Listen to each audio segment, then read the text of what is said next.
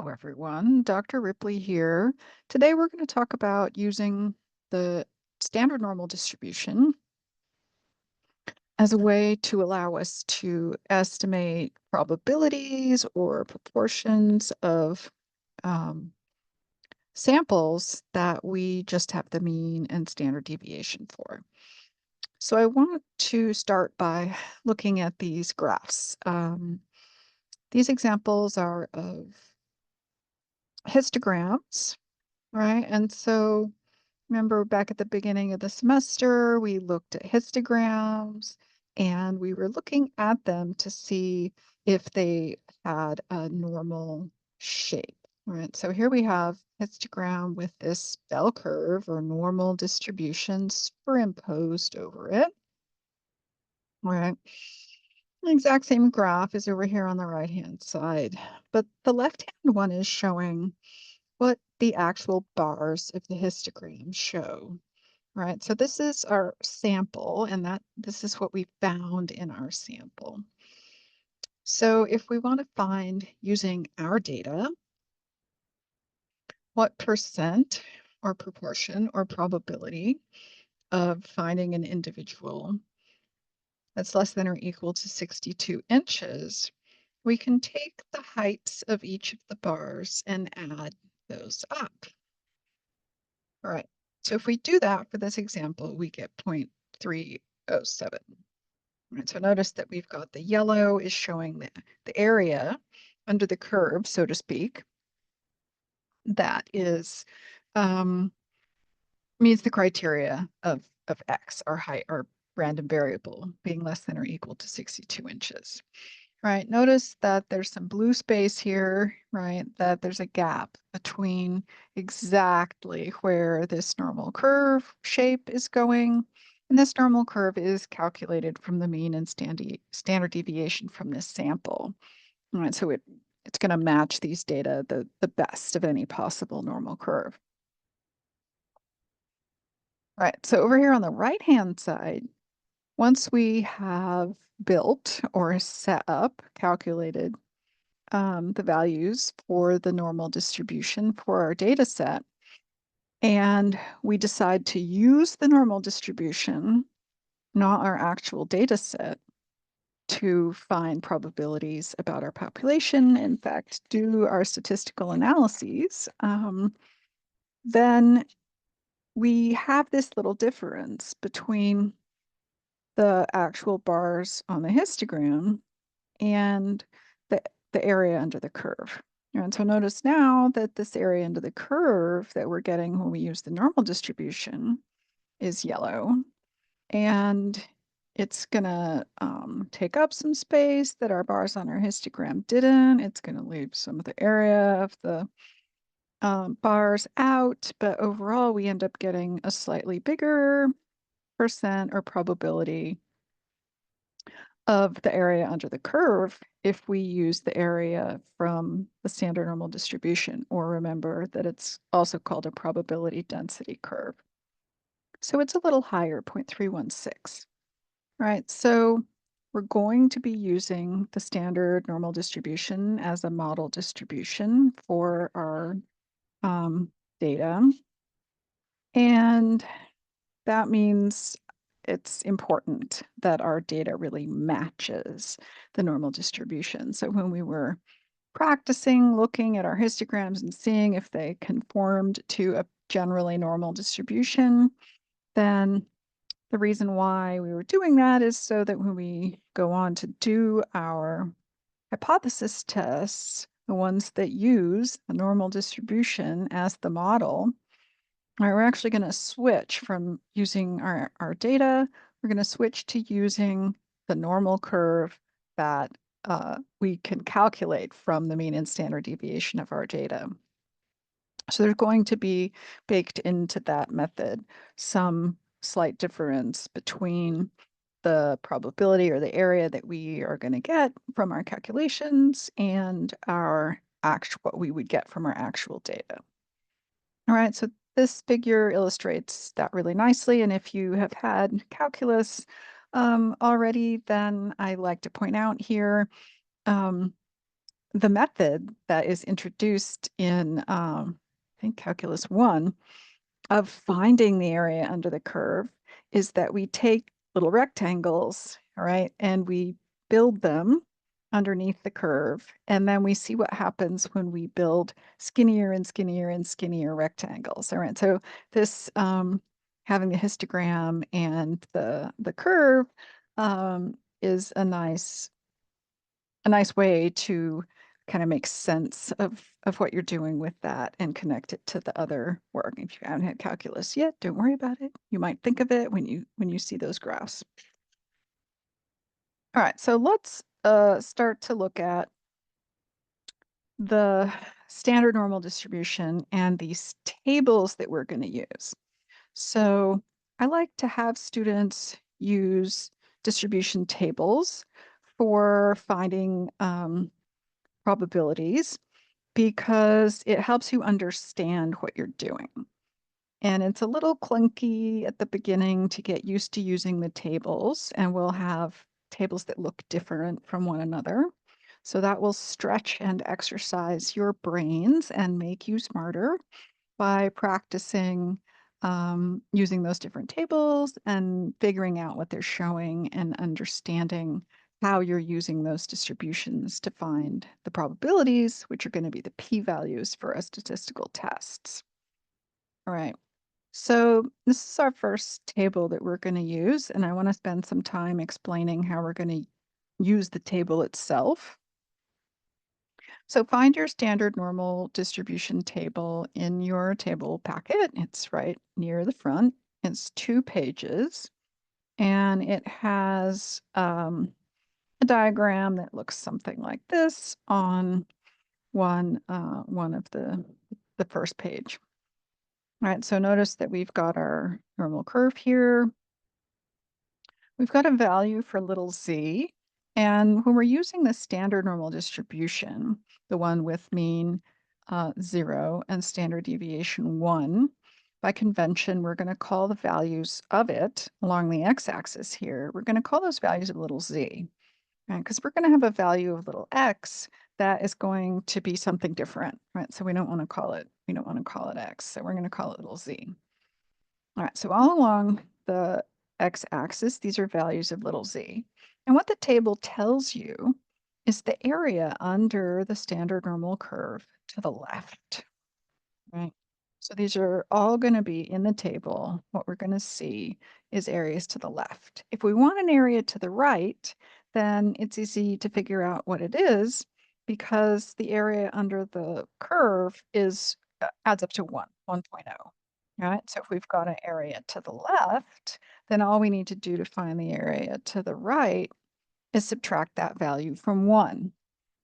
All right, but as you're finding probabilities, answering questions, then you need to just remember that the value in the table is the area to the left. Right. So when we look at the rest of the table, we're going to see underneath this graph on the first page, we're going to have in this far left-hand column values of little z. And they're going to start at minus 3.4. And I've just put the top of the table here going down to minus 2. If you look at the actual page, which hopefully you have in front of you, it's going to keep going down to 0. Right. Now, what are all these columns across to the right? Well, we might have a value of z that we're interested in that is exactly minus 2.0. But what if it's minus 2.05? All right. So this row, each of the rows has a different value of z in the tenths. All right, so notice it goes minus 2.4, minus 2.3, minus 2.2. And then the columns start out with 0.00 and then go 0.01 all the way across to 0.09. All right, so starting with the row and then going over to the column for the hundredths place of the value that you're interested in, we have a table that gives us every value of all of these numbers down to the uh, entrance. Okay, so if I wanted to know the area under the curve for the value of z to the left of minus 2.44, then I would go across this row all the way over to the column. It has this 0.04 in the top. All right. So that's going to be 0.0073.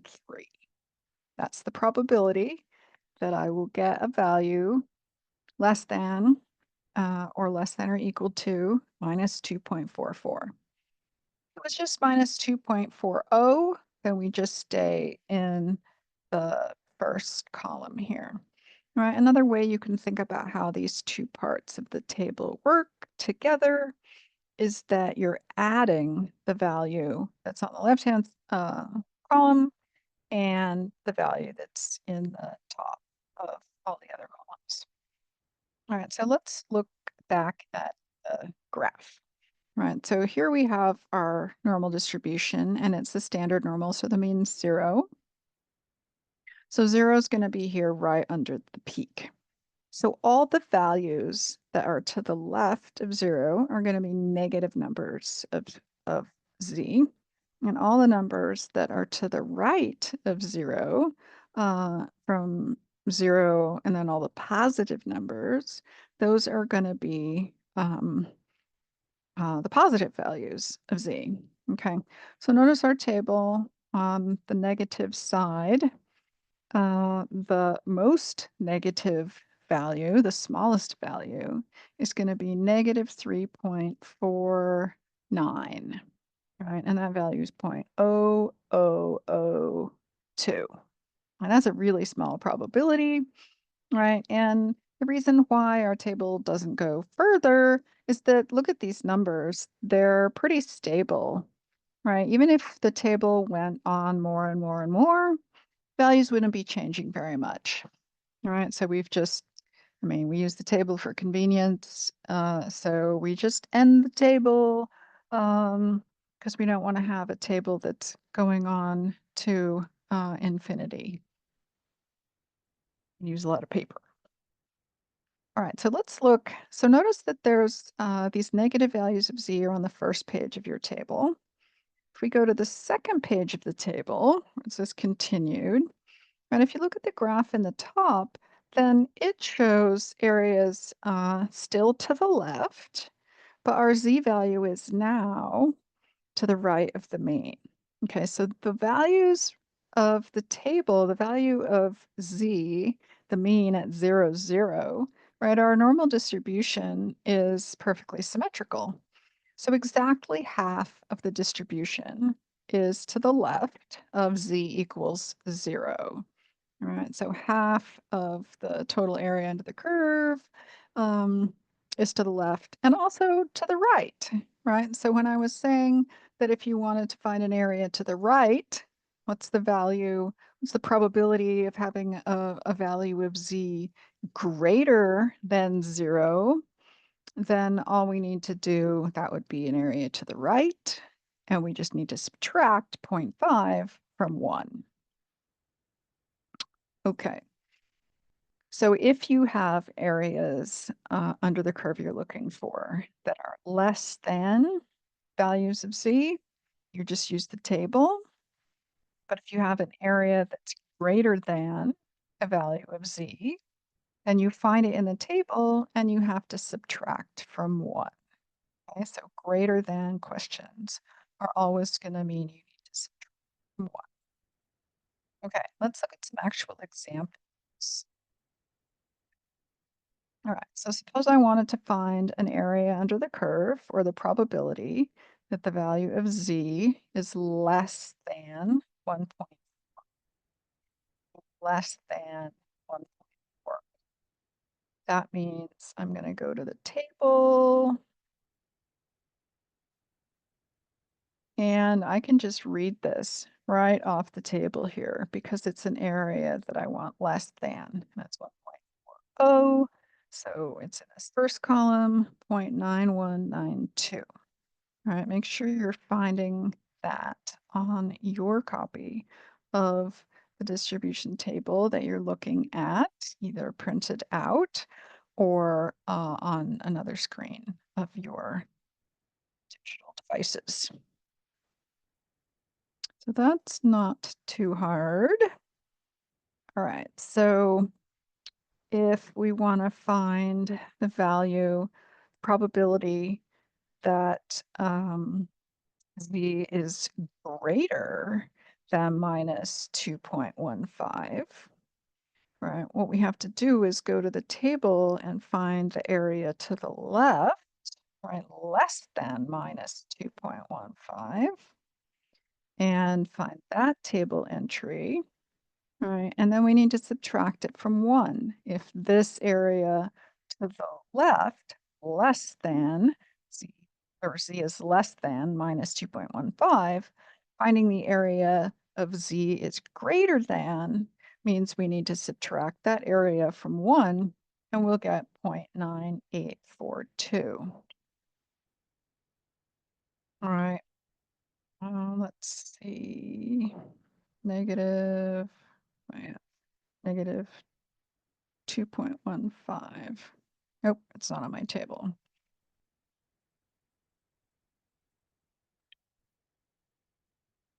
So make sure you find in the table.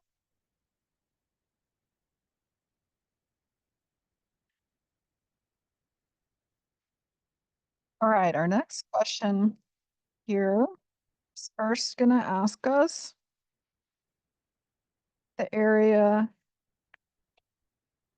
under the curve, probability that z is less than negative 0.95. So if you go to the table, you're going to go to the page with the negative values of z and go to the row for 0.9 and go across for the column for 0.05. And you should find that the area to the left is 0.1711. All right, make sure you find that. 1 minus 0.1711 is the area under the curve to the right. So if this question was asking you, what's the probability that z is greater than negative 0.95, the answer would be 0.8289. All right, so suppose we don't want to find an area to the left or to the right. Suppose we want to find an area that's actually in between two values, right? That's reasonably easy to do, but it can be a little confusing. All right, so let's look at this example. Now, we know the area to the left of 0.95 because we found it on our last problem. So we already found 0.17. All right, we want to find the area between. What's the probability that z is greater than negative 1.43 and less than minus 0.95? All right, so this area in between. All right, so we know the area to the left of 0.95. And this example is showing one way to calculate this. If this makes sense to you, great. Okay, so imagine that this area is all filled in. What do we need to do mathematically to get this sliver, right? Well, we actually want to subtract the area that is to the left of minus 1.43. Right? So if we go to the table and we find the area to the left of negative 1.43, we find that is 0.0764. Right? Make sure you're finding these values in your table as we go. We subtract 0.1711, sorry, if we subtract 0.0764 from 0.1711, we get this area that's left over in this sliver between the area to the left of negative 0.95 and the area to the left of negative 1.43. So that works out. We just subtracted, right? And we get 0.0947. All right, so there's an alternative way that you can find the area between. And sometimes I like to do that one. And that is, okay, remember that the area under the curve adds up to 1. All right, so this is, if it makes sense to you, then use this method. If it doesn't make sense to you, use the other one. This area, we get that area. We can find this area to the left of minus 1.43. All right, we can take 1 minus that. And then what else do we have to subtract off to be left with this area in this wedge that we're looking for? We have to subtract off the area to the right, okay, of negative 0.95. All right, so we can find this value, the area to the left, minus 0.95, subtract it from 1, all right, and we'll get this area over here. And then if we take 1 minus that, and then we also subtract off this area, all right, minus 0.0764, then we'll get exactly the same value here. Okay, so either take the area to the left of the value that's larger along the x-axis, and then subtract the area to the left of smaller value, or you can find the area to the left of the smaller value, to the right of the larger value, and then subtract those both from 1 to get the remaining area. All right, either way that makes sense to you. All right, so as exciting as finding areas under the curve to the left, to the right, and in between, there's only so much that we can do with that. All right, so I'm going to show you how we're going to use the standard normal distribution to find any area under a normal curve for any variable, any mean, or any standard deviation. All right, so this is the value using the standard normal distribution, is that we can use it, we can convert any value.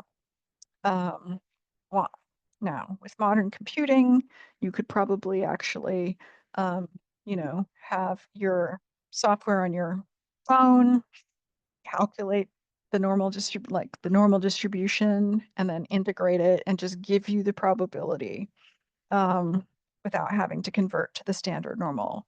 All right, but as statistical testing was developed historically, that wasn't possible. So, uh, you know, mathematicians made these tables of the calculated values of the area under the standard normal distribution, and then anybody doing any um, any sample, any mean or standard deviation could use them for their problem. So maybe there's a better way to do it now using computer speed, but the tests that we're going to do are going to be dependent on this logic.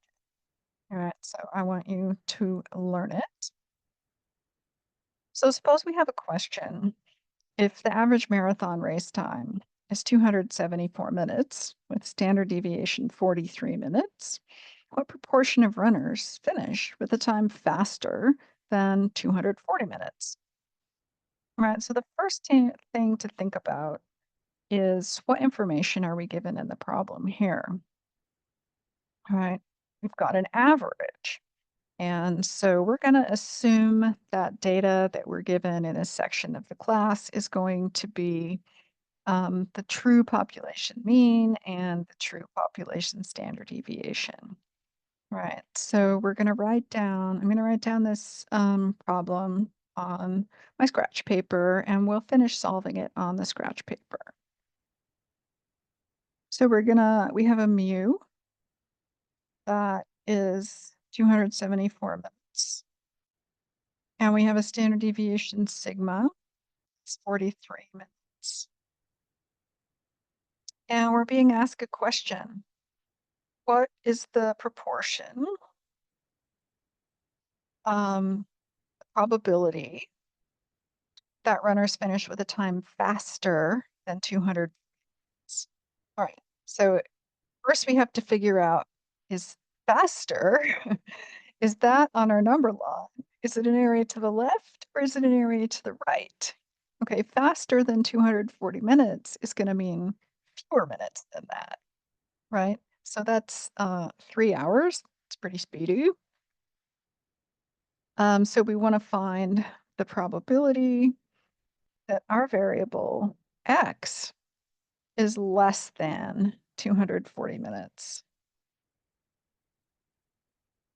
All right, so given these data, we're going to have our normal distribution for our problem, right? It's going to have our time in minutes along the x-axis. And then we're going to find this value, right? We're going to put on our graph this 240 minutes, right? That we want to find the area to the left of. Okay, and I'm going to switch to scratch paper now. All right, so I've written down our variables, which you always should do using the symbolic notation, so that when we get to an equation, you've got your numbers written down already in your work for the problem, so that you know exactly which thing you want to substitute into the equation. So our mean mu is 274 minutes. Our sigma is 43 minutes. The problem is asking, what is the probability that our variable x running time is less than 240 minutes? All right, so here's what I recommend you do is always draw a sketch of a normal curve and put the mean on it and indicate the standard deviation. And then use it to just estimate. You don't have to be particularly accurate, but the first thing you want to look at is where's this value, 240? Well, it's less than the mean. So you don't have to be super accurate, but let's see, it's 240, just to remind us this is we're looking for. All right, and we want to find this probability because x is less than, right? If it was a greater than, I'd sketch in the other side of the distribution. All right, and so what we want to find is this area. It's the area here. I've got it on my sketch. I've got it written out. All right, here's what we're going to do to find that area. We have a normal curve that's based on our actual. So we're going to a normal curve. It's standard because we know probabilities we can find from our table. So what is the equivalent value of x in our standard normal distribution? Because we know we can find that from the table. All right, so what we're going to do in this kind of problem is we're going to convert x to a value of z, and that's going to allow us to find that probability using the table, our software. All right, so how are we going to convert? Well, we need to change the distribution with this mean standard deviation to a distribution that's mean 0 and a standard deviation of 1. Mathematically, that's easy to do. All right, so this is the equation that we're going to be using. We want to find a value of little z because this is where we're going to actually be able to find that. From our own distribution, we have no way of finding that. So we're going to take our problem, we're going to take our distribution in our variable, we are going to convert it to a value of little z, which is the equivalent value as our value of x. To do that, well, if we want to slide the distribution over so that its mean is 0, take the mean of our distribution and we're going to subtract from our value of x. And then in order to scale the width of the distribution, we're going to divide by standard deviation because that will convert it to a standard deviation of 1. All right, so this is a formula. Little z equals little x minus mu divided by sigma that we're going to use for all of these types of problems, how we're going to convert a value of x from our data into a value of little z that we can use the standard normal distribution tables to find an area to the left or to the right, between, right? Those things that you were just practicing. All right, so what's our value? We want to find little z, so that's our unknown. We know we have our mu written down already. We have our sigma written down already. And the x, the value of x, that's going to be, we want to find the area to the left, to greater than or less than. Right, so notice I wrote this down here. X equals 240. And we have all our values ready to substitute into our equation. All right, it's important to always write x minus mu and then do the subtraction and keep the value of your sign, whether it's negative or positive, whatever you get, right? Because areas to the left of the mean should have a negative number, and areas to the right of the mean should have a positive number. 240 minus mu, 74, divided by 43. Equals, in this case, we are going to have a negative number. We're going to get negative 0.79. All right, we want an area to the left. So now we have our value of little z. We just need to go to the table to find that area. Let's peek at the table.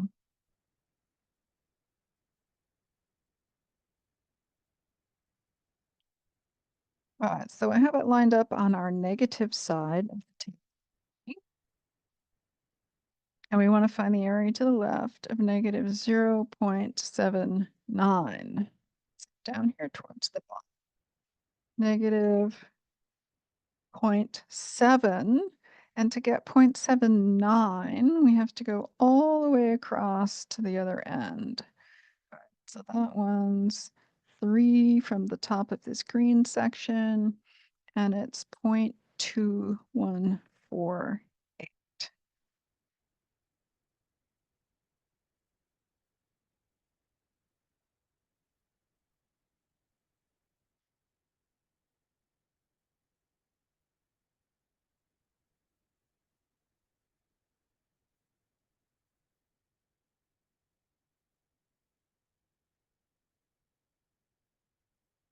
All right, so what we found was the probability that z is less than negative 0.79 because we found its value. Probability of z is less than negative 0.79 is 0.2148. And so that is also our value. What's the probability x is less than 240 minutes in our original question? All right, so our probability that x is less than 240 minutes also equals 214. All right, so about 21% of marathon runners from this sample complete the marathon in less than 3 hours. That's pretty impressive. All right, okay, I'm going to keep going, do a couple more problems for you. It can take a little practice to feel comfortable going through these steps. All right, so go over as many examples as you need in order to feel like you've got the hang of it. All right, so here is another example problem. Suppose we know that the level of cholesterol in Americans in the blood has a true mean mu of 150 and the sigma is 75. All right, so the mean and standard deviation of the cholesterol is 150 and 75. Now, sometimes we're also going to see the notation, a normal distribution with mean here in the first place, a comma and a standard deviation. So in general, normal distributions can be written as capital N, indicating that it's a normal distribution with mean mu and standard deviation sigma. The standard normal distribution is going to have mean zero and standard deviation 1. So this is indicating the standard normal distribution. All right, so here is our sample mean and standard deviation. And doctors define high cholesterol as greater than 200. All right, so we want to know what percent or proportion Americans have high cholesterol. Question. All right, so let's draw our standard normal curve for this problem. 150, standard deviation 75.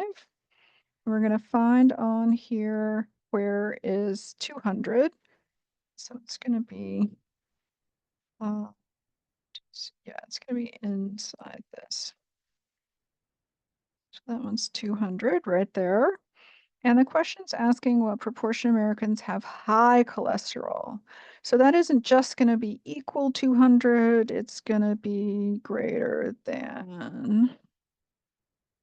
All right, so we can rewrite this in mathematical notations. What's the probability x is greater than 200? Now, it doesn't actually matter if we write greater than or equal to. In calculus, which is the way we're finding these areas under the curve, in our probability density function, even though all of these values add up to 1, the probability of an exact value happening is 0. So the area under the curve over any one specific value along the x-axis is 0. Right? If this makes your head hurt, don't worry about it.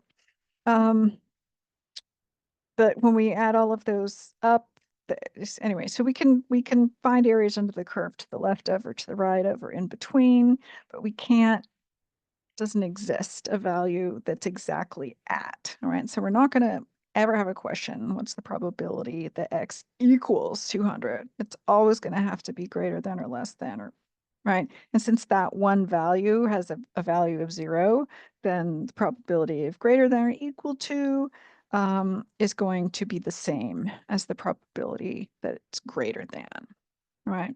It's weird calculus stuff. Don't worry about it. All right, how are we going to find this out? Well, we are going to convert our distribution that is in the units and values of our variable x. So 200 equals x, right? So that's the value we're interested in finding something about. We're going to convert this to, oh, that's a goofy looking one, right? Don't worry about it. We're going to convert it to our standard normal distribution and find the equivalent area. Okay. So we want to find this value of z that is equivalent to our value of x. We're going to use the same equation that we did up here. I always like to write down the complete equation every single time. But let's just plug in those values since we already know what we're trying to do here, right? Our x value is going to be 200.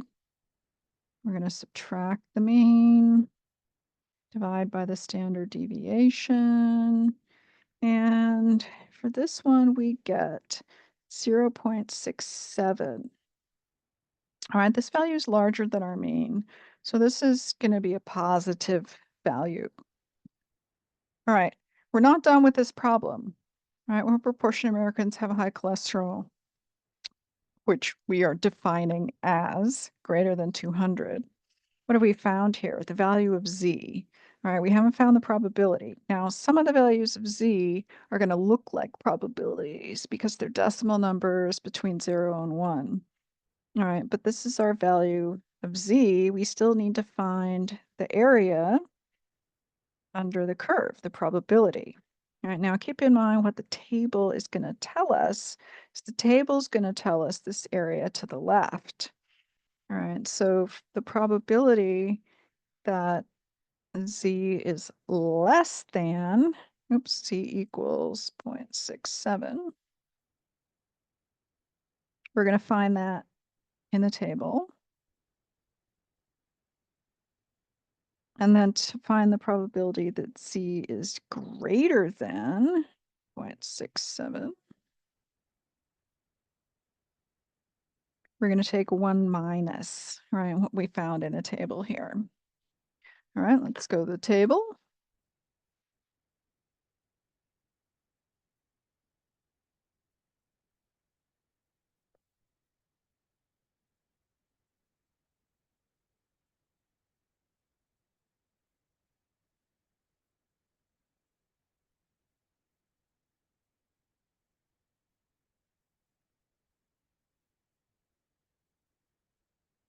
All right, and I've still got it on the negative side. Let's scroll down. And so here is the graph that's at the top of the negative side, and it's showing that these probabilities are still areas to the left. Oops.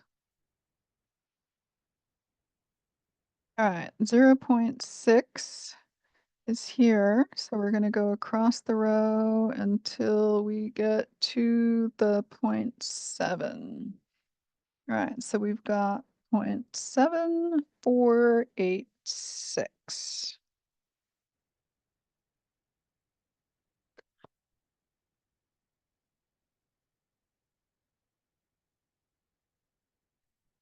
All right, so I wrote that down here. That's the probability that of having a z less than positive 0.67. So in order to find the area to the right, we have to subtract it from 1.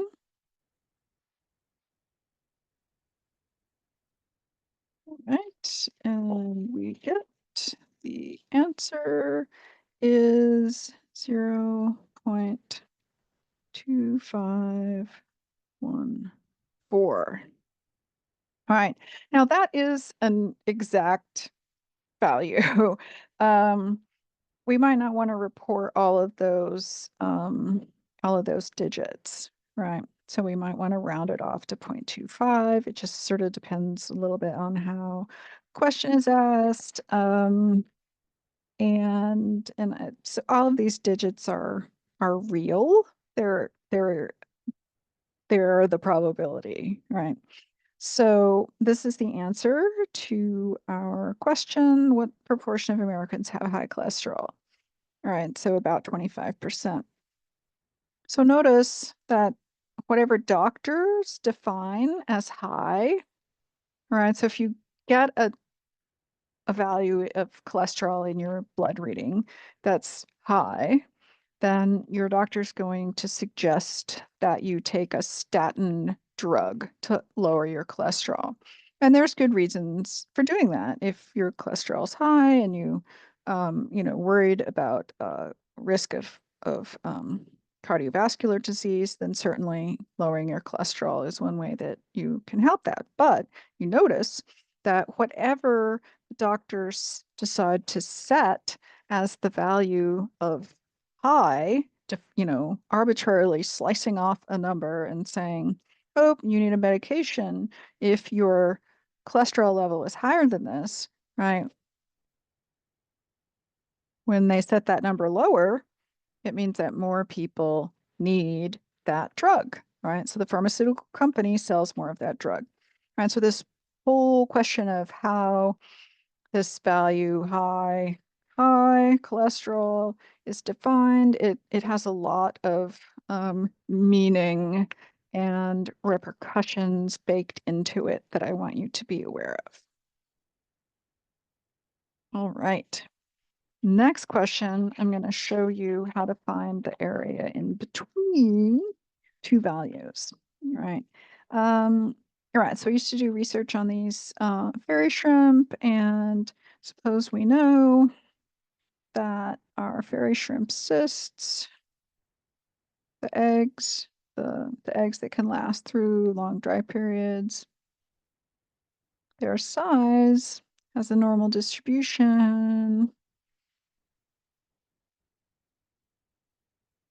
with mean 33.2 and 3.68 is the standard deviation. Size has, sorry, my brain is a little less focused. Okay, so suppose we want to know what proportion cysts are between 35 and 36 microns. All right, maybe we think that there's something special about the cysts that are in that size. It might have some different hatching probability than ones that aren't. All right, so here's our question. We want to know what's the probability that X is between 35 and 36. All right, so translating that into mathematical notation can be helpful. And what this means is that we actually have two different values of X that we need to find values of Z for. So our distribution has mean 33.2, standard deviation 3.68, 33, 4, 3, 5, 36. Right, so the values are going to be a little bit over to the right of the mean. So those are bigger than the mean. So we're going to have a value of X. I'm going to call it X1 equals 35. I'm going to have another value of X sub 2 that equals 36. All right, so we have two values of X that we need to find the equivalent on our standard normal distribution. All right, so we have two values of little z, and we want to find the area in between them. All right, so we're going to use our same formula, z equals x minus mu over sigma, but we're going to find it twice. We have a z1 is going to equal x1 minus mu over sigma. We're going to have a z2 equals x2 minus mu over sigma. All right, I designated our x1, the 35 value. So we're going to do 35 minus the mean, 33.2 divided by sigma, 3.68. And we're going to do the same thing for the second value of z. Our x sub 2 is 36 minus 33.2 divided by 3.68. Same mean, same standard deviation. All right, and so what we want to do is find the probability you calculate this, you get 0.49. And if you calculate this, you get 0.76. So we want to find the probability that little z is between, right, greater than the smaller number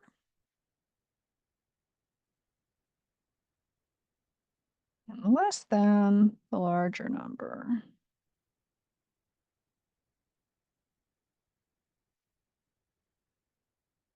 All right, so remember that in order to find this area in between, you can take the area to the left of our Z2. So we're going to start with that one. We're going to go to the table.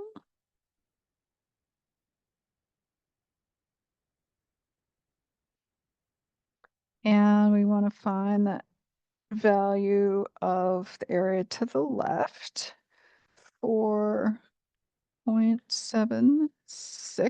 So we go to the row for the 0.7 and we go all the way across to the column that has the 0.6.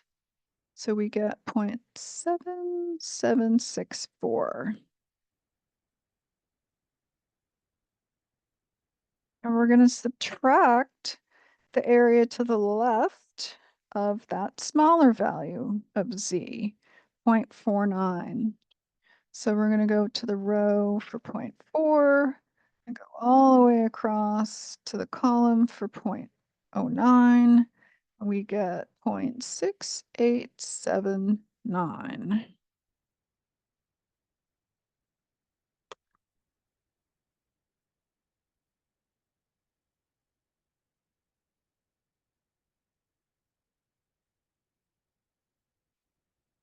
All right, so my values, all right, so you see what I'm doing. I'm taking the area to the left of my Z2, and then I'm subtracting away the area to the left of the Z1, and that leaves me that little sliver. All right, so always make sure you're subtracting the smaller value from the larger one. Negative probabilities don't exist. So if you're getting a negative value for your probability, if you understand what you're doing and that's how you punched it into your calculator, just write the positive value down. But if you aren't understanding why you got a negative number, you might have done something wrong in your calculation. So just double check that you um, that you did the right calculation. You found the right things and subtracted them the correct direction. Okay, so what do we get? We get 0.0885. All right, so our probability of fairy shrimp cysts being in the size range between 35 microns and 36 microns is 0.0885, about 9%, right? So for whatever we're interested in, that's a small proportion. All right, now the last example, I'm going to show you that we can use the standard normal distribution and some algebra to ask a question kind of in reverse, right? So we're going to start with a probability or a proportion that we want to know what the value of x is that's going to slice off that amount from our distribution, right? So it's a little hard to explain. All right, but let's say there is a standardized test, such as the SAT or the GREs or the MCATs or whatever. And it has a normal distribution of scores with the average of 473 and a standard deviation of 27. And the maximum you can score is a 600. All right. So what score do you need to be above the 99th percent. Right. So this is a common way of reporting standardized test scores.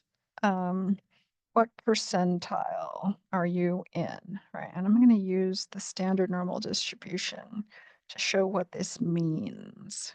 Okay. So the percentile is how much of the distribution has added up already by the time you get to that score. Okay. So if you are looking across here and you're adding up the total area under the curve as you're going and going and going and going, all right, you're going to get pretty far over here to find that you have 0.99 of the area under the curve to the left, all right, of this value. All right, so we want to know what the value is in our standardized test score, all right, that matches to the z-value that we can find from the table. Okay, so we're starting with an area. We want to know what z-value and thus x-value corresponds to a certain area under the curve. And so this question is basically working backwards from the ones that we have done so far. All right, so if there's 0.99 of area under the curve to the left here, what's left over is 0.01. All right, so another way of saying this above the 99th percentile is being in the top, coveted top 1% of test takers. All right, so what we want to do, we're going to use the table inside out as well. All right, so we want to find this value of z that has 0.99 of the area to the left. Okay, so first think about, we want to go to the negative side of the z distributions table, or do we want to go to the positive side? Where are we going to find that value? Well, it's going to be on the positive side. So let's go to that table.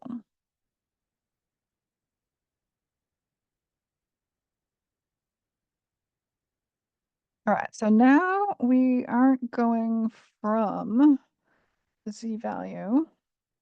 We're actually, remember these numbers that are actually in the table values, are the probabilities. So we want to find in our table value that's closest to 0.99 that we can find, right? Not 0.09, not 0.999, all right, 0.99. All right, so let's look. We've got 0.9909, 0.9906, 0401. All right, we've got 0.9898. That's 0.0002 different. This one's only 0.01 different. Okay, so the closest that we find in the table is this value 0.9901. And our z-value is 2.3, but we're over here in the fourth column. So that would be 0, 1, 2, 3, 2.33. Right, if we scroll up to the top, we can see the fourth column. Point, right, so 2.33. Make sure you understand how we did that. All right, so our value of z is 2.33. Now we want to convert the value of z to a value of x. So let's look at our equation again, same equation. All right, so what do we have? We want to find a value of x, right, instead of finding a value of z. Okay, so we can do this. We want to have x equals something, right? So we have z, so we want to do a little algebra on this equation. All right, so the first thing we want to do is we want to not have a fraction. All right, so we're going to multiply both sides by sigma. And then we want to isolate the x. So then we need to add mu on each side. All right, and then we're going to get x equals c times sigma plus mu. And of course, this looks a little nicer that direction. All right, let's substitute in our values. C is 2.33 times our sigma.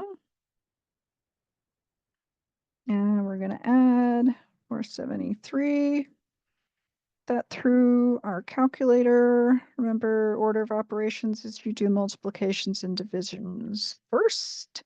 So multiply that 2.33 times that 27, and then add your 473, and we get 535.9. All right, now we know that the test doesn't ever have decimal places, then we could round off our result to 536. Okay, so if you want to be in the coveted top 1%, you need to get a score of 536 or higher. Right. Not that it does you that much good while you're working through the test, but this is just an example of how we can use the tables um, to find a value of x, starting with a probability rather than going through the other direction. Okay, so this is the kind of thing that I am going to expect you to be able to think through, but uh, I'll always review the algebra or the thinking. I won't throw a problem at you that's like this, but I've never shown you example of it. Okay? All right. I hope this helped you learn and you're feeling ready to go on those practice problems.